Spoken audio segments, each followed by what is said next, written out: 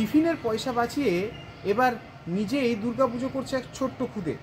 আর টিফিনের পয়সা বাঁচিয়ে শুধু যে পুজো নয়, এই কৃষ্ণগঞ্জের এখন অখিল স্মৃতি হাই স্কুলের পঞ্চম শ্রেণীর ছাত্র অঙ্কুশ বিশ্বাস বাড়িতে পুজো করবে বলে মনে করেছিল। তারপর স্কুলে যাওয়ার জন্য বাবা মা যে টিফিনের টাকা দেয়, সেই টাকা বাঁচিয়ে একদম ছোট্ট একটি ঠাকুর তৈরি করে একদম নিজেভাবেই তৈরি করে এবং এই ঠাকুর পুজো করছে। সবথেকে বড় কথা, বন্ধুকে নিয়ে প্রতিমা গড়ার জন্য 11 টাকা বায়না দিয়ে এসেছিল অঙ্কুশ। তারপর পরিবারেতেও সেটা জানতে পারেনি। দিন সাতেক আগে যখন এই অঙ্কুশ দেখে বাড়িতে না বলে পুজোটা করা সম্ভব হয়ে যাবে না, তখন তার মাকে ঘটনা খুলে বলে এবং পরিবারের লোকজন তার পাশে দাঁড়ায়।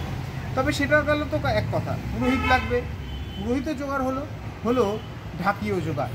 আর টিফিনের পয়সা বাঁচিয়েই এখন রীতিমতো সুন্দরভাবে পুজো করছে এই অঙ্কুশ। নদিয়া থেকে রূপম রায়, কলকাতা।